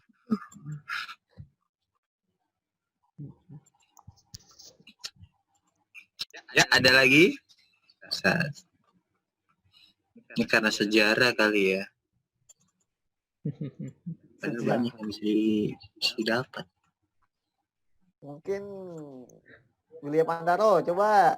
Kakak udah lama nggak dengar suara dia nih, William. Wajahnya juga mana wajahnya nih, William? Will? Iya. Oh, itu dia. Wih, deh, ganteng. Baru masuk saya Kak. Tadi Aduh, tuh baru masuk. Aduh. iya jadi Tapi direkam sama Kanas kok ini. Siap. Kau jangan nempel-nempel tembok, nanti dikira cicak nanti. Nempel Oh, sama salah Tuhan cerita saja. terakhir kakak udah pernah cerita juga sih waktu saya masih aktif di Jakarta Selatan tuh kuliah tuh. Ini cerita yang kedua nih saya dengar. Cuman yang saya ingat sih, saya waktu dengar cerita Yunus nih, masa apa waktu dia pergi disuruh Tuhan untuk pergi pelayanan tuh, terus dia membangkang. Nah, dia pergi lari dari panggilan Tuhan tuh. Nah, terus aku lupa tuh ceritanya tuh kenapa dia ini apa namanya berlari tuh. Aku juga kemarin tuh kalau nggak salah aku udah cerita. Terus waktu karena aku terakhir masuk nih baru pulang dari pelayanan, bukan pelayanan sih, baru dari selesai aktivitas ibadah pemuda juga di sini. Aku keskip cerita yang itunya, cerita yang kakak di awal-awal mungkin kakak cerita yang pengulangan kan itu kan si Yunusnya itu lari terus nggak tahu dia tuh alasan larinya itu kenapa. Tapi kemarin waktu ibadah pertama itu, waktu cerita ini saya paling ingat tuh. Sekarang lupa. Nah, karena aku lupa, terus aku masuk terakhir lagi nih, jadi nggak dapat lagi itu. Mungkin kakak bisa review ulang deh. Maksudnya itu kenapa? Aku datangnya terakhir. Biar lebih seru nih pengaruh pemimpin kita DK coba. Gimana DK tuh pertanyaan William tuh? Kenapa tuh lari? Tadi yang Lari kenapa tadi? Lari. Yunus lari kenapa? Takut untuk ke Niniwe. Ya karena takut dari sejarah itu ya, dia pemimpin yang kejam ya. Kalau Andaro tadi tidak lihat foto-foto penyiksaannya, itu kejam sekali Andaro. Aku lihat karena telat. Nanti bahan dikirim nanti bahannya ya. PPT-nya nanti aku kirim nanti. Ada nanti di YouTube juga. 5.000 lah PPT-nya lah katanya.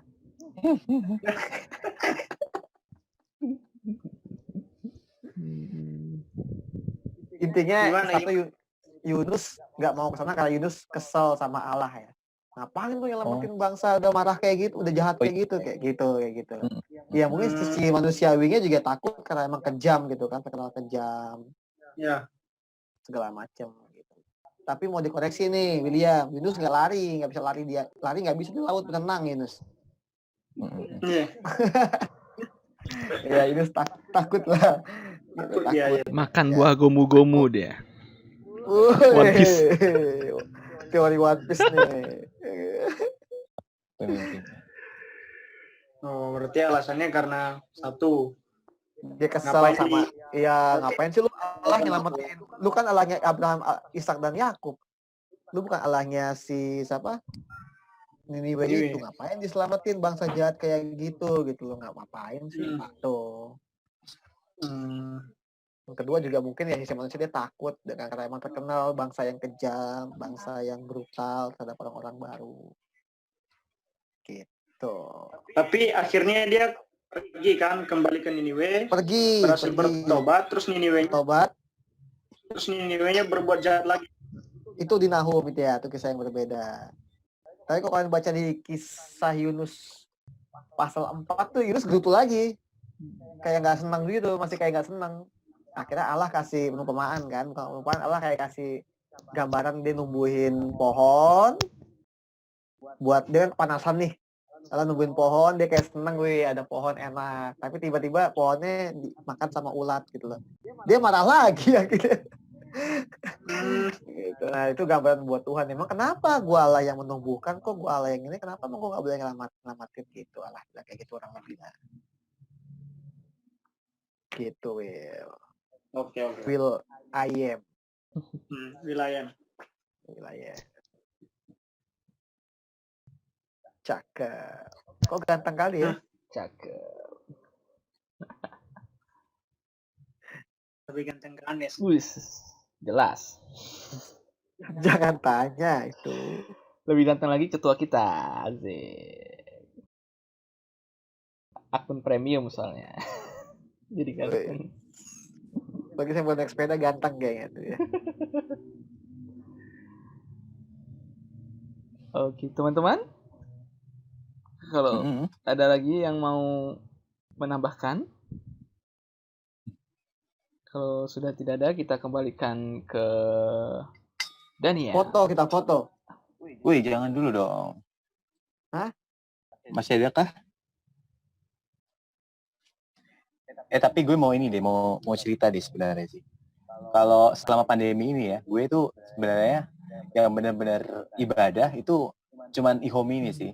Ya, tapi mungkin di luar dari, mungkin karena gue ketua dan mungkin karena gue ya ketua sih, mungkin jadi ya dipaksa untuk fokus. Tapi kalau boleh jujur ya, memang kalau ibadah streaming online YouTube lainnya tuh nggak fokus, men. Nggak tahu sih kalian, yang gue harap kalian nggak kayak gue. Jadi kalau gue tuh bisa ibadah, terus gue sambil setel kerjaan yang lain. Ya alhasil ya cuma dapat poin-poin atau mungkin bisa bilang sama sekali nggak dapat sih. Nggak fokus ya. Ya itu dari sini, tapi yang lumayan efektif di sini sih. Nggak tahu ya kalian, mungkin. Tapi selama lu masih bekerja sih, it's okay sih Deka. Gue dibalik gue selama ini gue suka dengerin Pak Joas Adi Prasetya. Itu bagus. Ada satu kata yang nyentil banget dari dia. Selama ini kita pegang kan slogan Ora et Labora. Berdoa dan berusaha. Bekerja. Cuma ya bekerja berusaha. Cuma Pak Joas agak sedikit nyentil gitu. Dia bilang, kita nggak boleh lagi Ora et Labora, tapi Ora eis Labora. Dia bilang. Jadi apapun usahamu, apapun pekerjaanmu itu adalah doa sebenarnya. Gitu. Dan jadi gereja tuh nggak harus dipenuhi dengan batas-batasan. Ora eis Labora. Keren juga tuh beliau itu. Gue suka denger dia. Jadi yang spiritual sama yang sekuler itu udah nyampur. Betul. Gitu ya. Iya, ini nggak boleh ada dualisme sedikit lagi seharusnya. Nggak boleh mengotak-kotakan gitu. Gerejamu ya itu kamu gitu. Ya tapi selama gue bilang kan selama lu masih kerja gitu, gue bilang kalau gue sih nggak masalah. Tapi kalau lu males-malesan sambil rebahan gitu loh, baru itu ada yang something wrong dengan diri lu, dengan kerohanian lu, dan lu harus ya tanya Tuhan apa yang terjadi dan berusaha untuk bisa semangat lagi.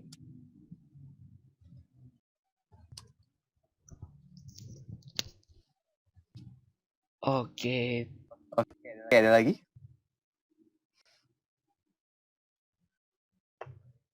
Tapi gue mau apresiasi kalian ya yang di sini, khususnya orang-orang yang mungkin bisa dibilang lama di sini ya. Sebenarnya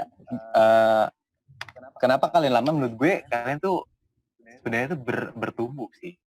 Mungkin kalau gue merasa nggak banyak jumlahnya, nggak bertambah-tambah, tapi di sisi lain konsistensi kita ya, mungkin dari yang sebelum pandemi kita tetap datang, kita tetap dengerin. Nah menurut gue kenapa kita tetap datang dan dengerin, secara nggak sadar tuh sebenarnya kita tuh bertumbuh di sini sih, di komunitas ini sih, gitu sih. Exactly. Gitu. Itu akan makin digali lagi ya tentang tadi pertumbuhan itu, terutama dalam hal kekeluargaan di Komsel minggu depan oleh pembicara ketua kita Daniel Kristanto. Ini tadi teaser ya, Daniel ngomongin teaser itu tadi.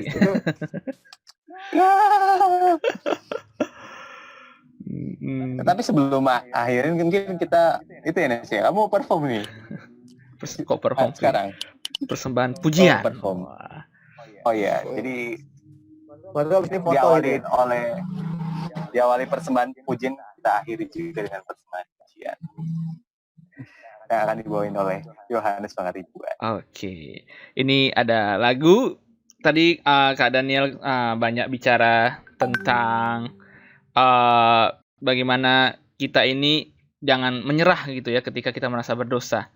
Nah, yakinlah ketika kita dalam kehidupan ini, tangan Tuhan itu sebenarnya sedang merajut kita dari dosa-dosa yang kita alami, dari keputusasaan yang mungkin kita rasakan, keraguan-raguan kita pasti akan selalu menemukan bahwa ya selalu ada penyertaan Tuhan. Kita harus tetap percaya sehingga akhirnya ya happy ending begitu. Kita harus tetap berpegang pada keyakinan bahwa selama ini banyak sekali kesusahan-kesusahan yang kita alami, tapi toh lewat juga gitu kan. Tapi toh lewat juga, selalu ada penyertaan Tuhan. Nah, satu lagu persembahan pujian berjudul Pelangi Kasih.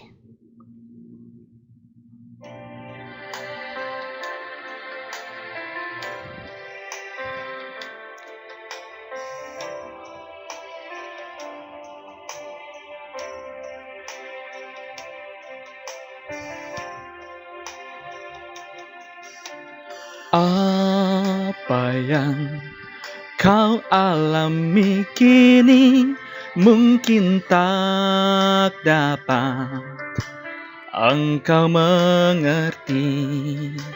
Satu hal tanamkan di hati, indah semua yang Tuhan beri.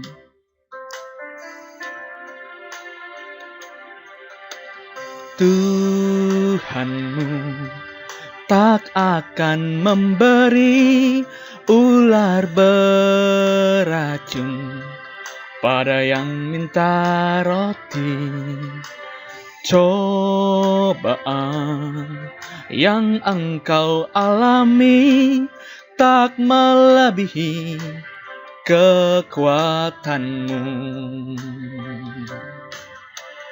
Tangan Tuhan sedang merendah suatu karya yang agung mulia. Saatnya kan tiba nanti, kau lihat pelangi kasih-Nya.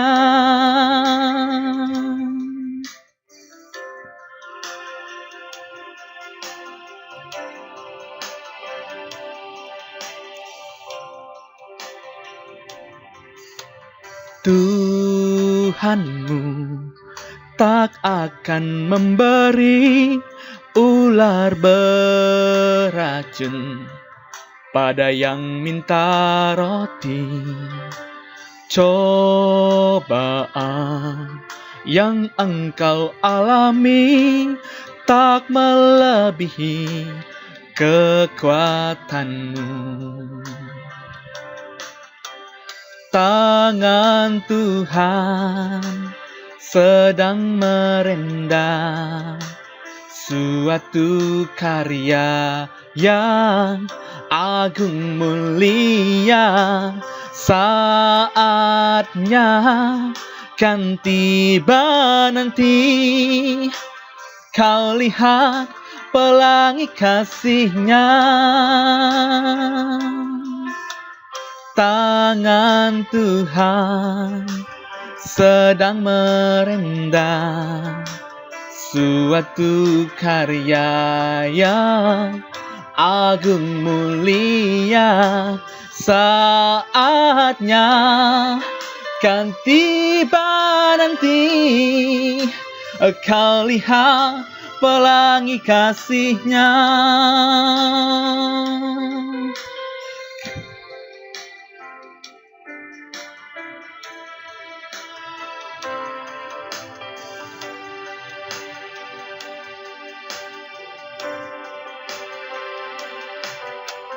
Tangan Tuhan sedang merendam suatu karya yang agung mulia. Saatnya kan tiba nanti, kau lihat pelangi kasihnya. Kau lihat pelangi kasihnya. Kau lihat pelangi kasihnya.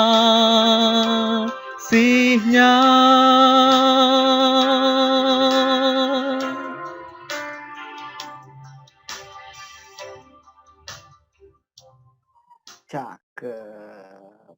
Sekian. Kembali kepada Daniel. Oke, terima kasih teman-teman. Sebelum kita tutup ibadah ini, gue mau ngasih pengumuman. Dan tadi terlintas di kepala ada pengumuman. Jadi for your info, besok Minggu jam 7 ada ibadah umum di YouTube dan perdana. Itu relay sih.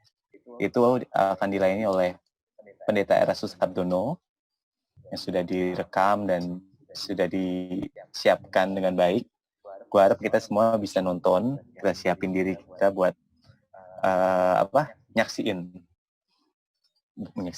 menyaksikan.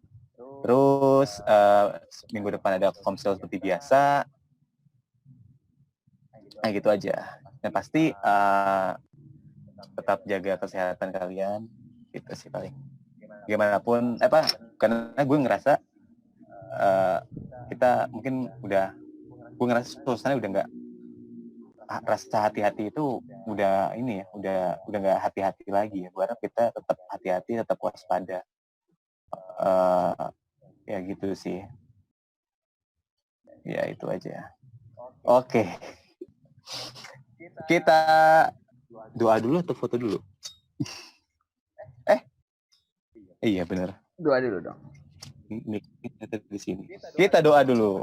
Mungkin Bung Daniel Wagania bisa tutup dalam doa, Bung Daniel. Oke, yuk.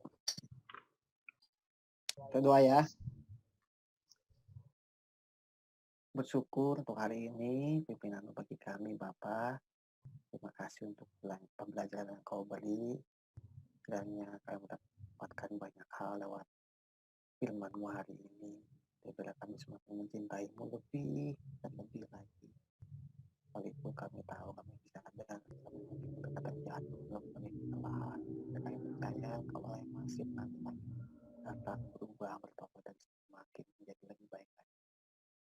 Menyerahkan setiap teman-teman Tuhan ke dalam tangan hubungan mereka dan kekuatan dan kalian saja berlaku saat yang kau ingin terjadi dalam kehidupan kami. Terima kasih Bapa, yang bersyukur untuk komunitas ini. Dalam nama Yesus kami berdoa. Amin.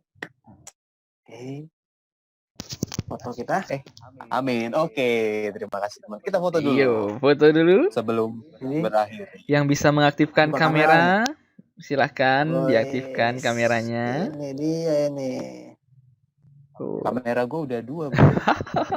Diaktifin juga kamera depan banyak. Septa, Biar dikit Derry, orangnya banyak, bro. Wih, Kak Posma, Arya, Septa jadi Black Widow tuh, Osmond. Black Widow. Wih, Bang Dery. Mantap Bang Dery. Dia Ica, Arya lagi di mana Arya? wis Oh, lagi Arya. di rumah. Waduh. Ar, kita makin mirip, Ar. Waduh, Ar. Eh. Ica, Osmond, ayo dong. Boleh. Diaktifkan kalau bisa, diaktifkan. Lagi jelek kan.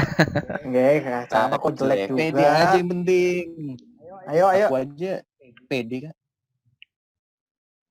Nanti dia sama Anas deh, tempelin foto. Oke, Daniel Iya, Osmond nanti kita gimana tulisin Daniel di Osmond? fotonya, Nas. Daniel Osmond sepertinya away from keyboard. Oke, mau foto? AFK deh. Oke. Udah oke Nas, kita foto. Harus bantu foto Nas. Oke, siap. Kelihatan semua ini. 1, 2, 3, bergaya. Cheese. Ya.